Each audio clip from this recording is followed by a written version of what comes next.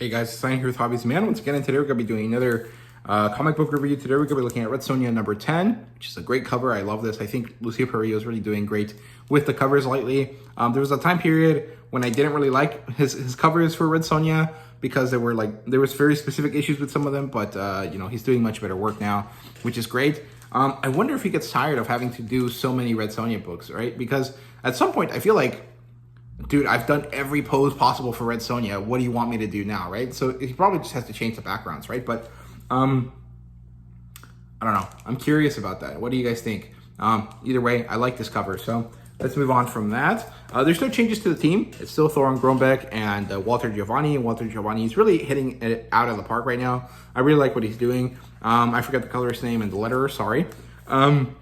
But this is quite an interesting issue. I actually quite liked it, I think, now that I think about it, although I don't remember what I said in my wrap-up video about it. So basically, Grace disappears into this cloud of orangey white smoke, very similar to what happened to Sonja when she died in issue 6, maybe? I can't remember. And this didn't initially tip me off too much. I mean, I knew something was weird, but I didn't really remember what it was until later. And then all kind of clicked into place. I was like, oh shit, that's what it is, right? But Sonja sees her dying, and she doesn't really react to the clouds. So I don't know if that was only something we could see, or if Sonja could see it too. Or she assumed it was Kulan Gath, right? I don't really know what the thought process there was. But Sonja gets really mad. She has this cold fury about her.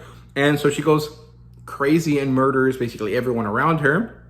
And she kills her way towards Kulan Gath's castle, right? So she gets down to the castle doors. She demands attention from Kulan Gath, and he doesn't immediately give it to her. So the two guardsmen that are there try to kind of, intimidate her, and she gets, she easily puts them in their place, which means that she kills them. And then Kulan Gath allows her to enter, and so she goes in, she meets with him, and she's like, dude, what the fuck are you doing? What is going on? And basically, they spend a long time talking, and, I could tell you exactly what they're trying to say, but honestly, I don't really remember too much because the important thing isn't necessarily what they're saying, but rather the vibes that are happening here, which is Kulan Gath is like, it's your fault that everything like this is happening because you did the thing where you open the doors and then close them. It's not really my fault. I'm just trying to kind of make it work for me. You're to blame here. And Sonja gets angry about this because, I mean, it's kind of true. And he tries to continue to chastise her, and she was kind of getting close to him to try to stab him or something, and he manages to trap her with a bunch of snakes, right? So he forces her into, kind of like a certain position in order to force her to see what he's going to do, which is take over some guy's body, call the queen of Emberfall, and try to negotiate with her, and then kill the person that he sent to give her the message, right? And he turns this guy into a crow, which is kind of horrifying. And he's like, this crow will let me know when you decide to accept my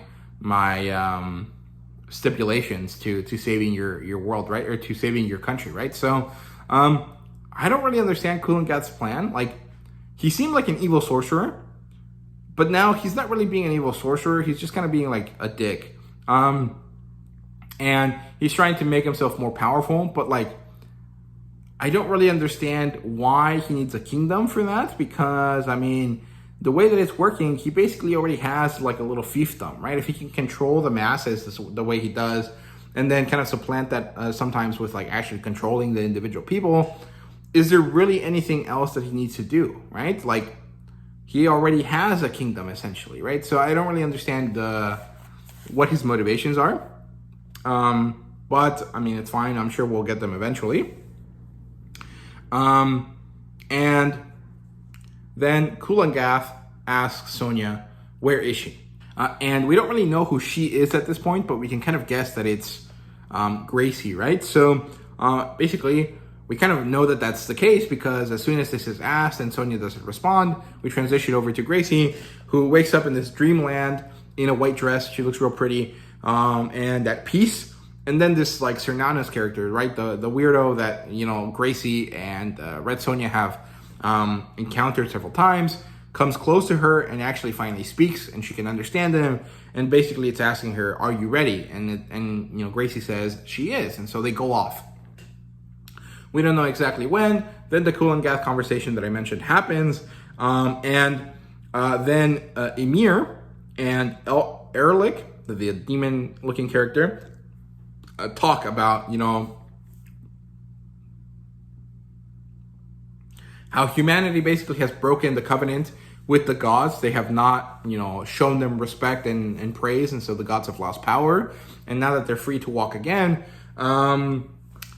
it's time to show them, you know, why they should respect the gods, right? And Emir and Erlich have this conversation here where Erlich is like, I'm the god of death. They still believe in me, even if they don't necessarily pray to me specifically. They bring me all their souls. And apparently there's this kind of interesting byplay here where people dying and forcing their souls to Erlich's territory or domain or whatever you want to call it, is in order to try to deal with this pact they made with him to help him find his soul back, right? So that's kind of interesting.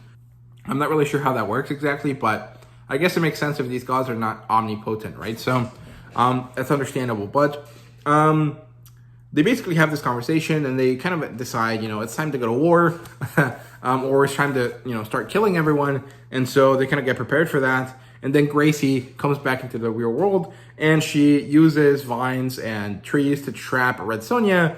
And then I think she's doing this kind of like without meaning to. And then she sees Red Sonja. It turns out that she moved her in order to try to save her in some way. And she's like, oh, I remember you. But then that's kind of where the issue ends, right? So there's some interesting byplay here that's going to happen soon.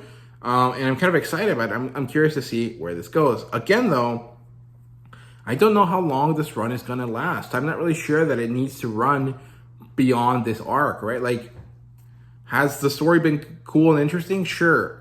Is there really a lot of really amazing stuff going on here? Not really. I mean, if you compare it to Conan or Barbaric, this is kind of like significantly lower on the list of epic, you know, sword and sorcery books. But it kind of offers something that the other two don't in as much. Well, Conan kind of does, which is, you know, a female-led story, which is, you know, important. But also this kind of like more...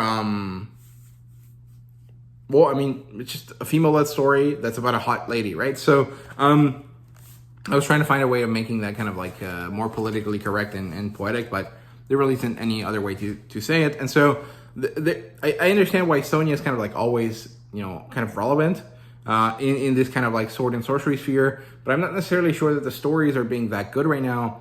And maybe since we have finished basically the celebration of the 50th anniversary, you know, chapter 12, issue 12 of the story might be a good way to end this run for now and just kind of let the character rest for a while, right? But that's just my thoughts. I'm not really sure. You know, you might agree or disagree with that. I don't know. That's kind of my thoughts there. That's basically all I have to say about this issue. Let me know what you thought down below. Thank you guys very much for watching, and see you guys later.